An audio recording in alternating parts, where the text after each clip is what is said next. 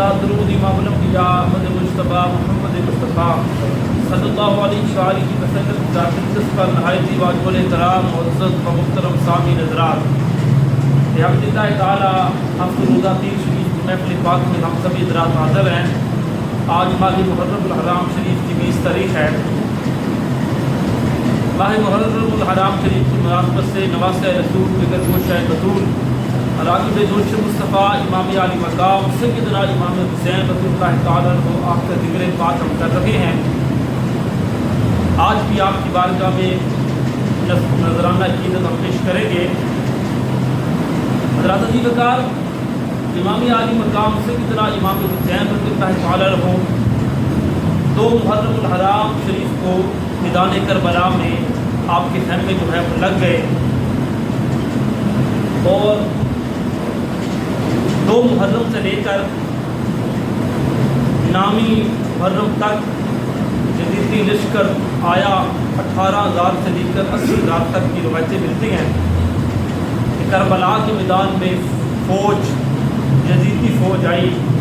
امام علی مقام سیدنا امام حسین رضی اللہ تعالیٰ عنہ آپ کے لشکر کی تعداد ایک روایت کے مطابق 72 افراد، ایک روایت کے مطابق 85 افراد، ایک روایت کے مطابق 120 افراد، اور ایک روایت کے مطابق 146 یا 150 کے قریب افراد۔ امام علی مقام سیدنا امام حسین رضی اللہ تعالیٰ عنہ آپ نے میدان کربلا میں صبر کی انتہا کی، یزیدی فوج نے ظلم کی انتہا کی۔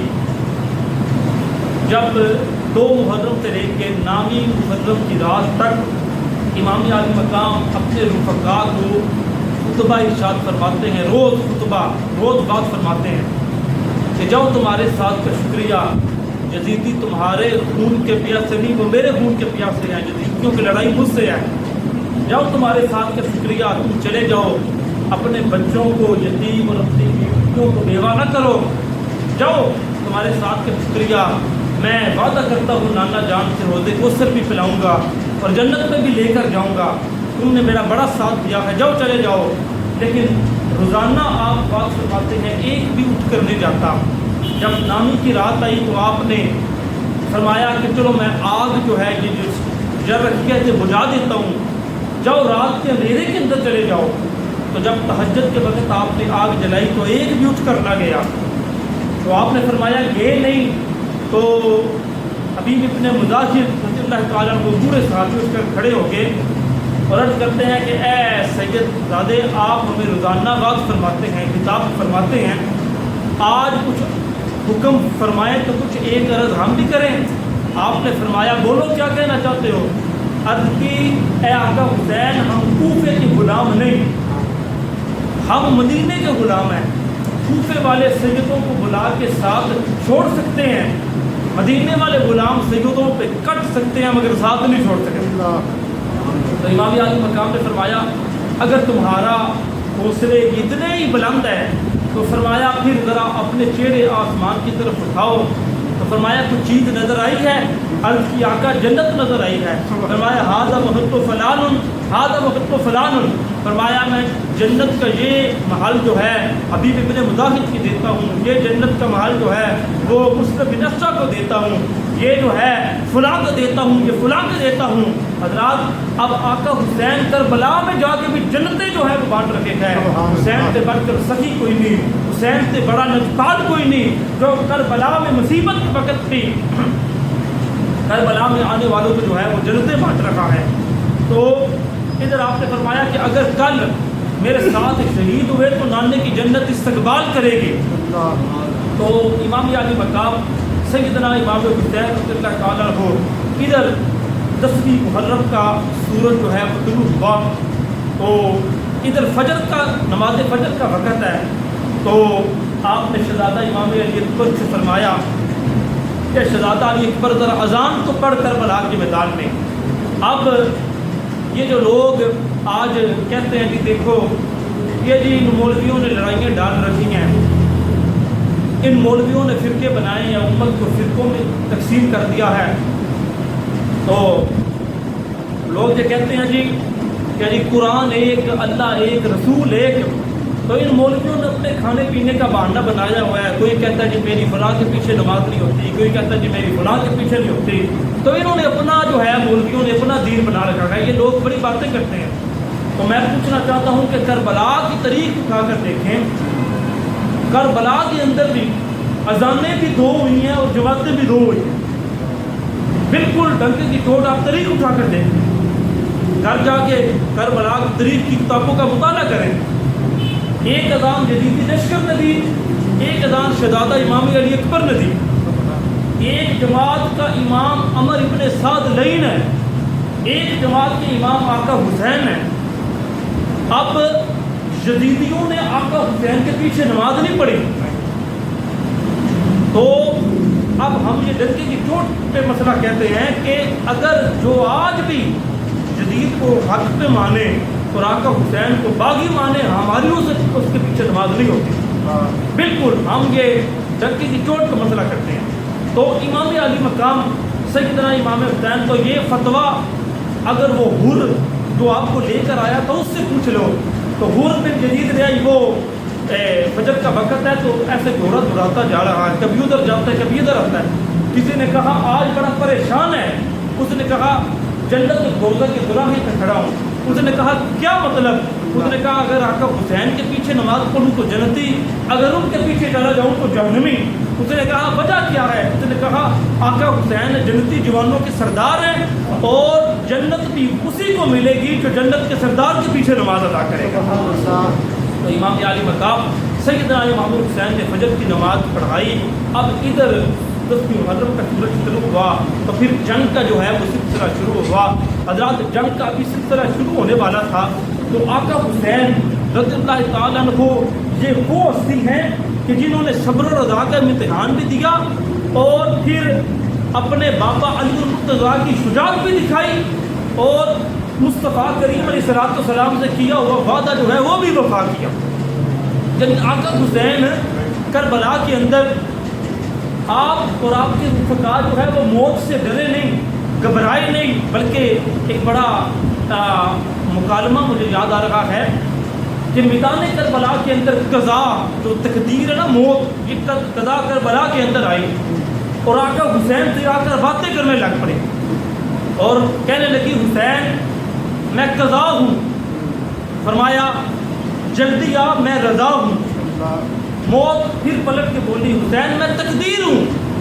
آقا حسین نے پھر جواب دیا، فرمایا جلدی آ میں شبیر ہوں.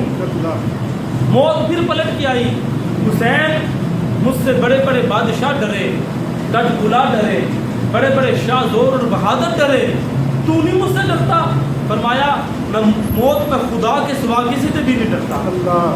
موت پھر پلٹ کے آئی، حسین ابھی تیرے جسم کا ایک ایک قبض کٹ جائے گا. فرمایا موت کو بھی دیکھنا میرا بچہ بچہ میدان میں ڈٹ جائے گا. موت پھر پلٹ کے آئی، حسین ابھی تیری ساری آل شہید ہو جائے گی. فرمایا موت پھر تو حسین کی عید ہو جائے گی. موت پھر پلٹ کے آئی، حسین پھر سن لے مجھے عرش سے خدا نے بھیجا ہے.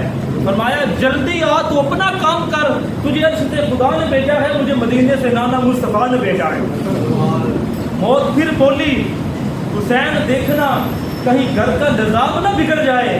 فرمایا آیا ہوں جس کام کو وہ کام نہ بگڑے. گھر بگڑتا ہے تو بگڑے مگر نانے کا اسلام نہ بگڑے. ایک وہ شرط سی نانے کا دین رہ جائے، وہ دیان رہ جائے، وہ شان رہ جائے، لٹی جائے پاویں چوک حسین دی اج پر نانے کا زندہ اسلام رہ جائے. وہ امام علی مقام سیدنا امام حسین، اب موت نے بھی آقا حسین کو سلام کیا.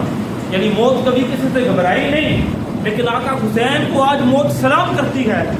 اور آقا حسین نے فرمایا ہے موت ذرا ٹھہر جا، ابھی تھوڑی دیر کے بعد جب جنگ کے بعد تم کل نفس ذائقۃ الموت کے تحت مجھ پہ وارد آ جائے اور میری لاش پہ گھوڑے دوڑا لیے جائیں، میری روح پتہ انصری سے پرواز کر جائے، میں جام شہادت نوش کر لوں، پھر میری لاش پہ گھوڑے دوڑا لیے جائیں. فرمایا موت پھر کربلا کا میدان چھوڑ کے جانا نہیں. عرض کی آقا حسین کیوں؟ فرمایا ایک نظارہ تم نے کرایا ہے، پھر ایک نظارہ تمہیں حسین کروائے گا. موت نے کہا آقا حسین وہ کیا؟ فرمایا جب میری لاش پہ گھوڑے دوڑ چکے ہوں گے، میری روح نکل چکی ہوگی، میں جام شہادت نوش کر چکا ہوں گا، فرمایا پھر کربلا کا میدان چھوڑ کے جانا نہ، پھر تو دیکھنا کہ میرا سر نیزے کی نوک پہ ہوگا، دھر کربلا میں ہوگا، میں نیزے پہ چڑھ کے بھی قرآن کی تلاوت کروں گا، اور پھر وہی خدا جس نے تجھے مجھے مارنے کے لیے بھیجا ہے وہ خدا اعلان کرے گا قرآن میں وَلَا تَقُولُوا لِمَن يُقْتَلُ فِي سَبِيلِ اللَّهِ أَمْوَاتٌ بَلْ أَحْيَاءٌ وَلَٰكِن لَا تَشْعُرُونَ۔ فرمایا ہے موت اسے مار بھی دیا ہے لیکن اسے مردہ نہ کہنا، یہ زندہ ہے۔ حضرات اسی لیے ہم کہتے ہیں کہ جڑے عشق نبی وچ ہوئے فانی اور ملک الموت کو بھی کدی مرے نہیں، تے جنہاں عشق نمازاں پڑھیاں وہ کدے نہیں مردے، کامل لوگاں دے دروازے ہر دم دیوے بلدے، اور سلطان العارفین فرماتے ہیں نام فقیر دینا دا باہو قبر جنہ دی جیوے ہو۔ حضرات یہ امام علی مقام سیدنا امام حسین نے کربلا کے اندر بہادری، اور پھر جنگ شروع ہوئی، پھر آہستہ آہستہ خدام آپ کے جو ہے لشکر کے افراد صحابہ کرام شہید ہوتے رہے، اور فاد شہید ہوئے، مصطفیٰ کریم کے دین کے عالم شہید ہوتے رہے، سب باری باری آقا حسین کے قدموں پر اپنی جان کا نذرانہ پیش کرتے رہے۔ پھر باری آئی خاندان بنو ہاشم کی، اس میں اختلاف ہے روایتوں کے اندر، بعد نے لکھا کہ سب سے پہلے حضرت غازی عباس طلبدار شہید ہوئے، بعد نے لکھا شہزادہ امام قاسم شہید ہوئے، لیکن ایک متعدد روایت یہ ہے کہ شہزادہ امام علی اکبر شہید ہوئے۔ آقا حسین نے سب سے پہلے اپنے بیٹے شہزادہ امام علی اکبر کو بھیجا، تو آپ جو ہے وہ آپ نے پھر جو ہے وہ جام شہادت نوش فرمایا۔ جب جدیدی لشکر کے سامنے گئے تو کیا منظر تھا کہ آپ ہم شکل مصطفیٰ 18 سال کے نوجوان، جب آپ جدیدی لشکر کے سامنے آئے تو جدیدی لشکر ایک لمحے میں سارا بھاگ گیا، دوڑ گیا، انہوں نے کہا بھاگ جاؤ، یوں لگتا ہے جیسے حسین کا نانا مدینے سے اٹھ کر آ گیا ہے۔ آپ خیموں کی طرف واپس آئے تو فرمایا بیٹا حسین، آقا حسین نے جب دیکھا فرمایا بیٹا علی اکبر تو واپس کیوں آ رہا ہے؟ میں سخی ہوں، میں سخی خاندان سے ہوں، میرا باپ سخی، میری ماں سخی، میرا نانا سخی، میں نے تجھے راہ خدا میں صدقہ کر دیا ہے، اور سخی جو ہے وہ صدقہ کر کے واپس نہیں لیا کرتے، جا واپس۔ عرض کی ابا جی میدان میں کس لیے جاؤں، دیکھیں میدان تو سارا خالی ہو چکا ہے۔ تو آقا حسین کی بارگاہ میں شہزادہ علی اکبر نے عرض کی کہ ابا جان اگر ایک گھونٹ پانی پلا دیں اس پورے لشکر کو تو میں اکیلا علی اکبر ہی کافی ہوں۔ تکبیر، نعرہ رسالت، نعرہ تحقیق، نعرہ حیدری، نعرہ غوثیہ، حسینیت، حسینیت، یزیدیت، یزیدیت، امام علی مقام نے فرمایا بیٹا یہ نانا جان کا وعدہ ہے کہ کربلا میں روزہ رکھنے والے افطار میرے پاس آ کے کریں گے، لہذا اس لیے میں پانی تمہیں دینا نہیں چاہتا کہ جو ہے تو روزہ افطار کرے گا، نانا جان روزے کو سے پر تیرا انتظار کر رہے ہیں۔ حضرت علی وقار امام شہزادہ امام علی اکبر پھر جب جدیدی لشکر کے سامنے گئے تو پھر حضرات اس نے امر اقتصاد نے کہا، اس نے کہا اگر اکیلے ہو کے جاؤ گے تو یہ علی کا پوتا ہے تو تمہاری جو ہے موت سب کی یقینی ہے، اس پر جگ بارگی سے حملہ کرو۔ تو جب جگ بارگی سے حملہ ہوا ایک تیر آپ کے سینے میں لگا، جو شیر چوبا تیر تھا، 3 کونے والا تیر تھا، وہ آپ کے سینے میں لگ کر ادھر پشت پہ جا کر جو ہے وہ رک گیا۔ امام علی اکبر نے امام علی مقام کو آواز دیتے ہیں کہ ابا جی میری مدد کو آئیں۔ جب آقا حسین پہنچے تو عرض کی فرمایا دیکھا تو شہزادے کی آخری سانسیں چل رہی ہے، فرمایا بیٹا کوئی بات کرو۔ عرض کی ابا جی ہو سکے تو اٹھا کر خیموں لے جاؤ، پھوپھی زینب کے قدم چومنا چاہتا ہوں۔ جب آقا حسین یوں اٹھانے لگے، اب آپ بھی اولاد والے بیٹھے ہیں، یہ دنیا کا قاعدہ ہے، قانون ہے کہ دنیا کے اندر بوڑھے باپ کا جوان بیٹے کے لیے لاشا اٹھانا آسان ہوتا ہے، لیکن بوڑھے باپ کے لیے جوان بیٹے کا لاشا اٹھانا یہ بڑا مشکل کام ہے۔ لیکن راضی رضا تے رہنا بڑا ہی محال ہے، چکے آئے پار پارا فاطمہ دے لالے تے داستہ عجیب یارو حق دے امام دی گود نبی پاک دی تے لیزر تے جسال ہے۔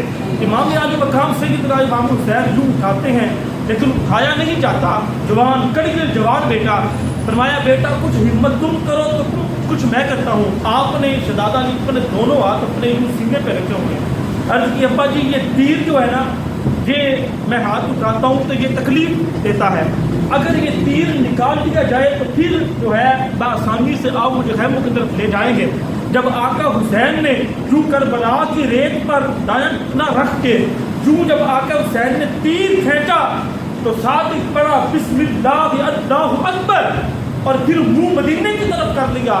عرض کی نانا جان ذرا دادا ابراہیم کو بلائیں اور باپا اسماعیل کو بھی بلائیں اور انہیں لے کر ذرا کربلا میں تو آئیں۔ ایک قربانی مینا کے اندر میرے دادا ابراہیم نے بھی پیش کی تھی لیکن انہوں نے آنکھوں پہ پٹی باندھ کے کی تھی۔ حسین نے اپنا بیٹا راہ خدا میں جب جو ہے وہ صدقہ کیا ہے، حسین نے نانا جان پٹی نہیں باندھی بلکہ آنکھیں کھول کے راہ خدا میں اپنا بیٹا جو ہے وہ قربان کر دیا ہے۔ حضرات عزیز وقار ادھر جب یوں تیر کھینچا تو تیر کے ساتھ پسا ہوا دل بھی باہر آ گیا، شہزادے کی روح سے انسری سے برباد کر دی۔ انا للہ و انا الیہ راجعون۔ آپ نے جام شہادت نوش کیا شہزادہ امام علی پر۔ اب جوان بیٹے کا نشہ اٹھاتے ہیں آقا حسین، واویلا نہیں کیا، ماتم نہیں کیا، سینہ نہیں پیٹا، بلکہ اٹھا کر لاشائے دل پر وصوب آسماں دیکھا، کہا شکوہ نہیں مولا رضینہ پہ رضا اندہ، میں کون ہوتا ہوں جو پوچھوں کیا تو نے، میرا کب تھا میرا کب ہے، دیا تو نے لیا تو نے، نہ اب آرام و راحت کی نہ مال و زر کی حاجت ہے، نہ بیوی کی نہ بچوں کی نہ اپنے سر کی حاجت ہے، تمنا ہے تو صرف اتنی کہ تیرا نام رہ جائے، تیرے محبوب کا لایا ہوا اسلام رہ جائے، ایک وہ شرط سی نانے دا دین رہ جائے، او دی یاد رہ جائے، او دی شان رہ جائے، لٹی جائے پوے چوک حسین کی اج پر نانے دا زندہ اسلام رہ جائے۔ حضرات پھر وہ آقا حسین تاریخ کے بعد لکھنے پہ مجبور ہوگی کہ کون حسین جو دہکتی آگ کے شولوں پہ سویا وہ حسین، جس نے اپنے خون سے عالم کو دھویا وہ حسین، جو جواب بیٹے کی میت پر نہ رویا وہ حسین، وہ کہ خونی غم کو سانچے میں خوشی کے ڈال کر